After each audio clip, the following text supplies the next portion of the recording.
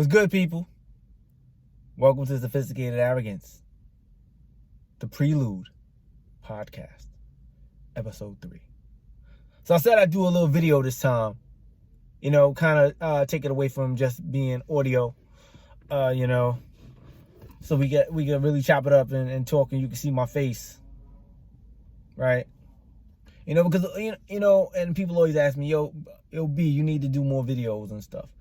You know why I don't do a lot of videos? Because I understand that, the way that I like to move around, I like to have that mystique, Your value is based on how often people have access to you and see you, So you can have access to my words, but you ain't going to really have access to my life and my face.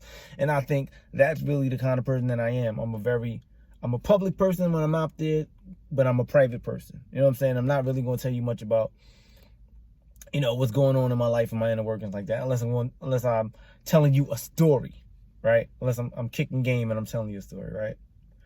So today's episode is going to be about a topic that a lot of fellas have been asking me about, and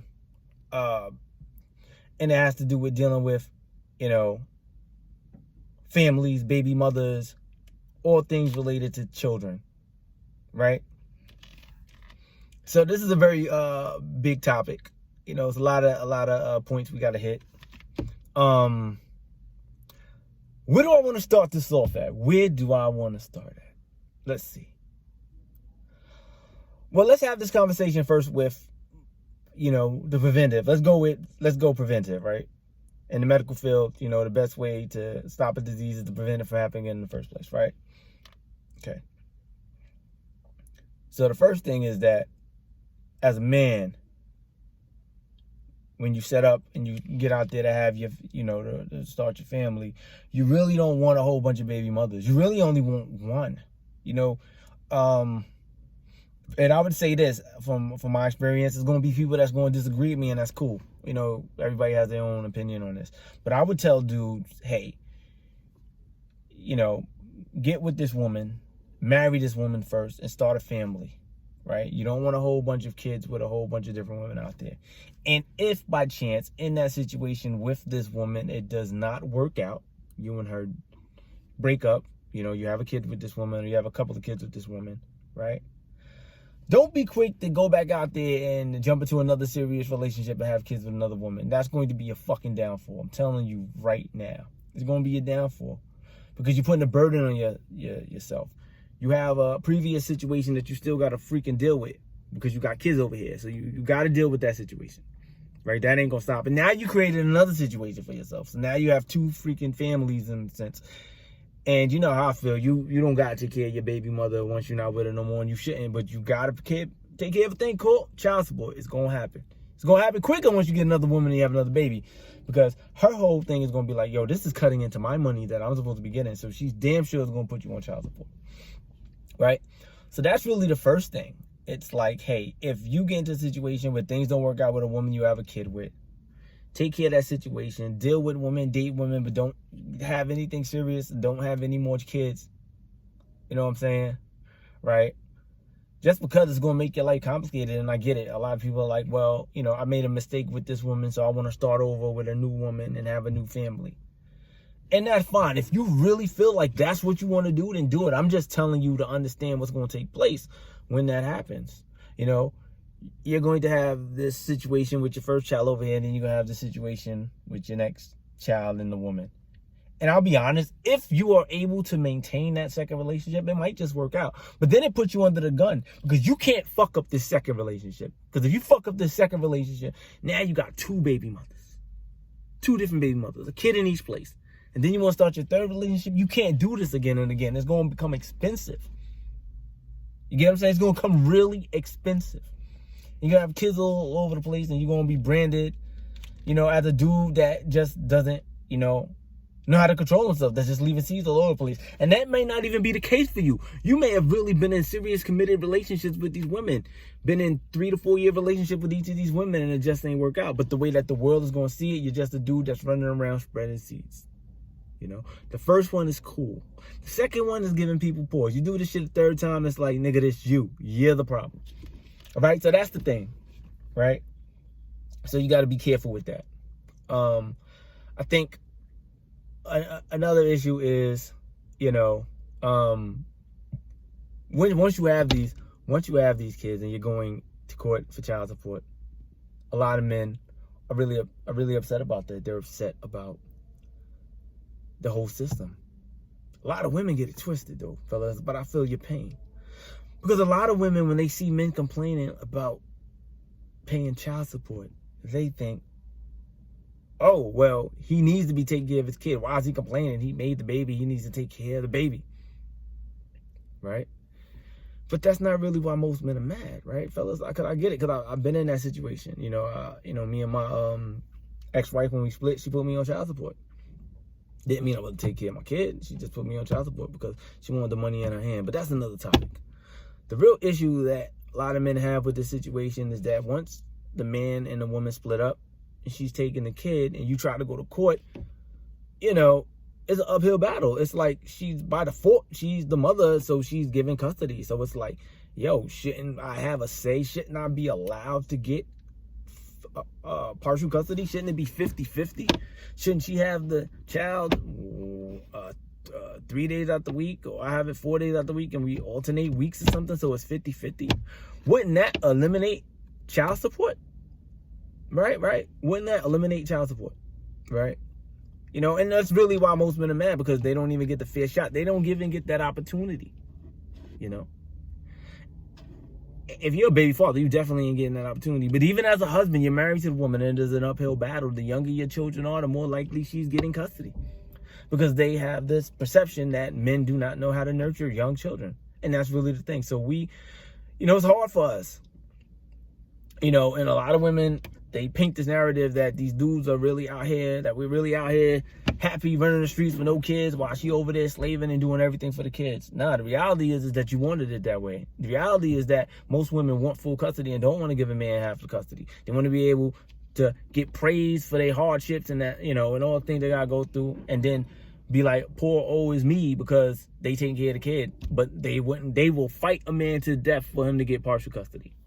And I'm not even saying that it's about the money of the child support, because sometimes it is, but sometimes it isn't. It's just that women just want custody of the kids. They don't want to share. They feel like the kid is theirs. That's another thing, fellas. When you deal with these women, you need to understand a lot of these women come in with the mentality that this is their kid. You're a sperm donor, you're a helper, you're an assistant. They ain't looking at you as an equal parent. So you got to find you the right woman to have a kid with. You know, you got to find you a woman to have these conversations with her, a woman that you can sit down with, that like really respects you as a father, that respects fatherhood. Because a lot of these women don't. They claim they do, but they really don't. They just want a dude that's going to do everything that they say. They need a dude that's going to provide for them and provide for the child. They're not looking at you as equal. So what you going to do? That's the pit hole a lot of us fell into. You know what I'm saying? You just don't want to have a kid with a bum. You damn sure don't. You just don't.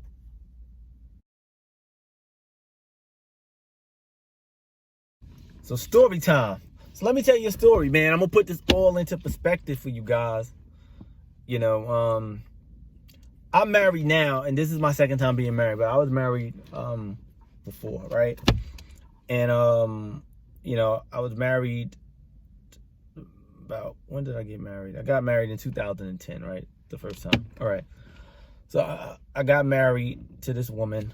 I knew of her previous to getting married, because we kind of went to school together back in the day, but I didn't really know her like that. And I think one of the mistakes that I made as a man during that time is, you know, I was getting older, about 29, going on 30, and getting older, and you know, I was like, all right, it's time for me to settle down and have a family. Man, I was running the streets in my 20s. I said, I'm going to settle down. And I made the mistake that a lot of men made, is that, you know, I got with the first thing that looked really good to me, that was like appealing. You know, I had my criteria, but my criteria at the time really wasn't well defined, because although I was in my 20s doing my thing, knocking them down, I really didn't learn a lot from the women that I dealt with as far as what I liked and what I didn't like. And I mean from a you know, what's the word I'm trying to use? Well, it was pretty much just, it wasn't real as far as like what my, goals were or what did I want from a woman. I didn't. It was real materialistic in a sense, I wanted a woman that looked good and just was able to had a job. That was just the two things. I didn't have real strict, heavy criteria. So I met this woman. We talked for a little minute. She looked good. She had a job at the time. I said, I'll take it, And when you're looking for a relationship, you kind of speed shit up because you know what you want. You think you find this person and you make it work, right? So I made a lot of mistakes, and it's just cautionary tale for all you cats, man. Like, I met this girl, started dating in like July. We got serious like in August. We got married like in March. You know what I'm saying? Like, it just went super fast, And the reason that it went super fast because I was already in a marriage mindset. Like, yo, listen, I want to get married. So I'm not going to wait 3 to 4 years. And that was the dumbest shit I ever did, right? So, during that period of time, so we got together like in July. She ended up getting pregnant in November. Like, so 3 months in, she was already pregnant. It's like, oh, shit. But at the time, it wasn't on shit because as a man who wants to get married and start a family, you're like, yeah, this is what I want. I'm on an accelerated path. And it was the biggest mistake I ever made in my fucking life. Why? Because I trapped myself and I put myself in a situation where I got to know her while she was pregnant and during a relationship. And by the time I realized that this was toxic, it was kind of too late in the sense that, there's already a lot of consequences, right? So that's really the important thing about dating in the beginning because there's little to no consequences if you're just dating and you see the toxicity of a person that you can come out and you can say, you know what, this ain't gonna work for me. Let me cut ties. But once that woman is pregnant and she's having your baby and you realize that she's toxic, there's consequences now. Even if you walk away from her, the consequences of that you're paying child support, the consequences of that she's going to make it difficult for you to see your kid. So those are all the things, right? So what was the crazy thing about it is that, like, even right before we got married, I kind of started to see the toxicness in her, and I kind of known. I was like, shit, this is a toxic woman, and I know this is going to get crazy because in the beginning, when we date, it's all fun and games in the beginning. We're going out and we're enjoying each other. And that's when I get on the topic about there's a difference between exclusively dating and being in a relationship, right? When you're exclusively dating, you just join each other's company, having fun, doing a lot of things together. It's just you and that person, right? But when you're in a relationship, that's when you are bringing each other into each other's lives to see how you really live. So like once we got into a relationship and I started to see how she lived on a daily basis, I was like, yo, it was mad red flags. It was like, yo, she got some issues with her. But at this point, she was already pregnant. Wasn't really much I could do about it. I'm an INTJ. If you don't know what that is, just go to Myers-Briggs personality test and look INTJ up. You'll get all the information on that. And so what happened was that I was real skeptical about marrying her. I'm going to be dead honest. I did not want to marry her. Like, I knew that there was going to be an issue, but there was 2 things that made me go through with the marriage, right? One was that she was pregnant, and 2 was that, hey, I needed to secure my rights just in case things went wrong, right? Because I had another kid, but that's a different story. I'm gonna do it for a different podcast because that story is gonna flip your fucking wig. Yeah. So, my thing was like, oh, I know how this goes down, and I see how they do unwed fathers in the courthouse. I said, so even if me and this woman break up, me being married to her, I have a fucking chance. I have a better chance than not being married. So I married her under those pretenses, right? And we got married in March, and we separated not that September, but the following September. So we separated like September 2000. We got married March 2010. We separated September 2011. So we were married technically less than 2 years. Right?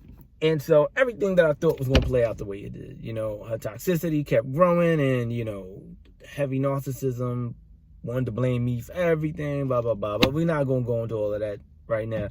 The point that I'm trying to tell you is damn sure she got up and left and she took the kid. And I knew she was going to do that. These are things that I kind of fear for. But it was my mistake because I shouldn't have married her. So at the end of the day, I shouldn't have had a kid with her. So at the end of the day, I could be mad, pissed, fuming about what she did and all the dirty things she tried to do to get custody.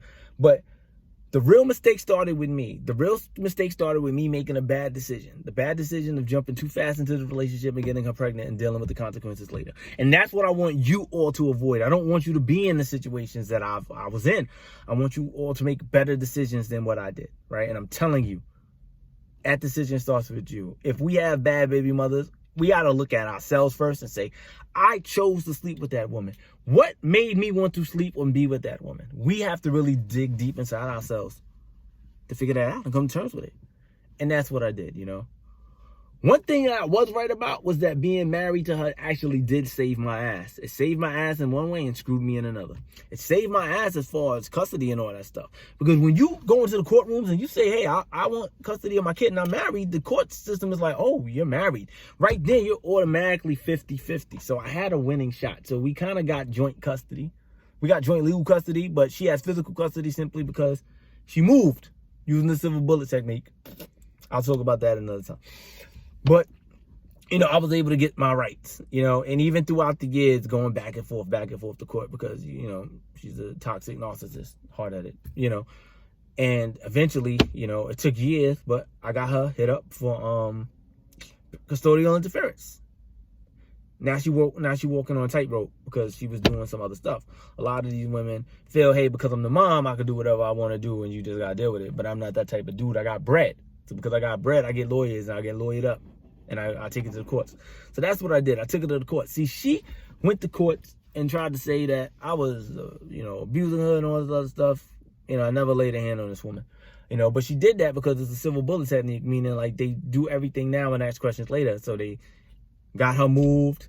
They threw out this fake order of protection that I beat, by the way. I got it beat because the whole thing was false. There was no reason for it. And she used it to set up custodial residence in a different city. So because of that order that took 3 to 6 months to beat out, she already established residency in this other place for 6 months. So I couldn't force her to come back to New York City. Right? So you know, she got her child support. It is what it is, you know. She got to get child support. I ain't really tripping over that.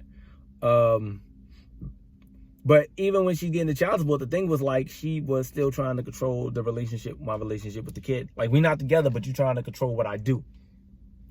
You know? Like, oh, you got to take the kid here and you got to do this and you got to do that. I'm like, you can't tell me what to do. We're not together. And that's another key thing, fellas. Like, some of y'all aren't with these women no more and you still doing what she's telling you to do. And I get it. Some of you want to keep the peace, but some of you just do it because you don't want to challenge her because you don't want to go get on child support. Man, the best thing I ever did in my life was get on child support. You know what? Because it freed me from having to deal with her and kiss her ass. I was not scared of anything. It's nothing she could do to me. What you gonna do? I'm on child support already. You can't do anything. But see, once a woman puts you on child support, if you smart like me, I could put the squeeze on you. Because now, since you are the custodial parent, I got you in the radar. You know, you're under the red dot because every little thing that you do wrong is custodial interference. I'm not getting my phone calls, custodial interference. You're not dropping the child off on time, custodial interference. You're changing locations of where I want to pick up the kid at, custodial interference. You know, you're interfering with my phone calls to my parenting time, custodial interference. You're talking negatively to the child about me, custodial interference. You know what I'm saying? The problem is that a lot of dudes don't want to put that money up, you know, and I get it because it's expensive. I spent a good $15,000 in court fees. I know very well. You know what I'm saying? But it's something that you got to do. But this all could be avoided if you pick the right woman. I could have avoided all this if I had picked the right woman. If I had a kid with the right woman. If I would have waited long enough to really get to know her. Because in the beginning, this is the infatuation stage. Everybody puts on their best foot forward, their best front the first 3 months. You never really know a person until shit get real. When you and that person get into a problem, how you both collectively handle that problem will determine the course of your relationship. You got to see how y'all work things out, how y'all deal with these issues. And I already had her pregnant. And when I saw how she dealt with these issues, I knew we had a fucking problem. You know? I'll give you just an example. Not once in life has this woman ever said sorry to me for anything she's ever done. And that's okay, because I don't, sorry from a narcissist doesn't mean anything. But, like, she's never said sorry for anything. Like, and I've apologized for things that I've done. Like, I'm not perfect. Like, I've done things wrong. Maybe I said mean things that I shouldn't have said, whatever the case. But I can apologize for those things. I could look in the mirror and say, you know what? I could have handled this situation better. Right? But some people will never do that. And seeing those signs made me realize, like, yo, this woman is a problem. So, it is what it is. And I'm just telling you the problems of it. Like, I got to pay child support up until my kid is 18, 21 if they go to college. And it's all right. But I don't want you to be in that situation, fellas. I want you to get with a woman that does things that are in your best interest, right? Get with a woman who's a good person, And I always tell dudes, like, dudes be getting with these women who have kids, and I'll be like, yo, bro, if she put him on child support, she gonna put you on child support. You ain't no exception to the rule. Cats running around thinking they're exceptions to the rule. You better pay attention to how she doing that, man. But I tell you not to even deal with it anyway. Don't even deal with that. Just, start your own family, whatever the case is. That's what I would tell you to do. So now let's go all the way back to the beginning. Let's rewind. Let's talk about one of the most important things. Exclusively dating versus being in a relationship. People think they are the same thing and they're not. And when I tell people they're not, they try to fight me on it. They are not the same thing. Right? So let's kick it. What's exclusively dating? Exclusively dating means that you are dating one person. Right? Sounds like a relationship, but it's not. The difference between exclusively dating and being in a relationship, that with exclusively dating somebody, you're not involved in their day-to-day. You're just getting together, having a good time. I'll give you an example of exclusive dating. Exclusive dating is, let's say you get with a girl, right? You and her kick it every Friday, Saturday, Sunday. You call each other on the phone all the time. But it's only you and her kicking it every weekend, right? You're going out places, you're hanging out together, you're spending time together, having fun, having a good time. That is exclusively dating. Right? You are not involved in her day-to-day life. She might tell you about it, phone calls, hours a day, but you are not involved in her day-to-day life. You are just getting with her and you and her are getting together to have great time together. You're not involved in everything. A relationship is different. A relationship is when you get involved into everything. It's like you're involved in her day-to-day life. You're not just spending time with her to have fun. You are spending all your time with her every day, regular life, because you're integrating into being together into a serious relationship. And that is the difference, right? Right? Example is, you're exclusively dating in the beginning, you and the shorty, right? You're going to restaurants and all this stuff all the time. Weekend trips to Atlantic City, Vegas, wherever you live at, whatever's closer, whatever, right? So that's what you're doing. When you in a relationship, you are involved now in her day-to-day, every day, all day, right? You're helping her out with more stuff. You're seeing what she does. Everything isn't just let's go hang out and chill. It's now I got bills to pay. I got responsibilities. I got things to do. Before, when you were exclusively dating, you were not privy to these things and you frankly did not fucking care. Right? You did not care. And that's the difference. And I think that there's a difference, and exclusively dating should not be the metric for determining on whether you can be with a person, right? Exclusively dating says, I really like this person. Let's take it to the next step and let's have a relationship now to see if it works, right? A relationship is when you're going to see what's really real. Just dating these women, going out on dates, just being with them, sleeping with them isn't really dating, isn't a real relationship. A real relationship is that day-to-day stuff, And so that was one of the problems that I had with my ex-wife. We went straight from us being dating, because in the beginning it was awesome, man. All we did was to have fun, hang out, party, club, drink, and have sex and shit. Like, it was just perfect. When you get into a relationship, shit ain't like that. She brought her life into things and she brought her problems into shit. But by that time, she's already fucking pregnant. And that's what I don't want you to do. I don't want you to be into that situation. So I want you to exclusively date and then ease on into a relationship. Do not make any commitments until you are in a relationship with her for like at least 3 to 6 months. and you can decide, hey, this is the person I want to deal with. Don't even count the exclusively dating. That doesn't count. That's just you and her having fun. Everybody's fun when you don't have to worry about their fucking responsibilities. When you don't have to take care of them.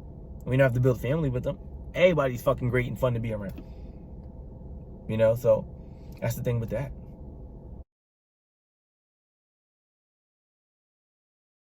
So I just want to wrap up this episode of the podcast by telling y'all thank you for tuning in and listening to me.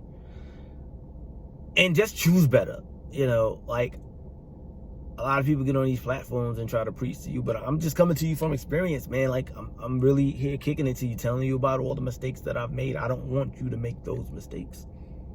You know what I'm saying? Yeah, there's a business aspect to this, but for me, it's real bigger than business. It's just that I don't want dudes to be in these bad situations. I feel that these women out here have all this advantage and are getting equipped with all this advice from our fellas, might I ask.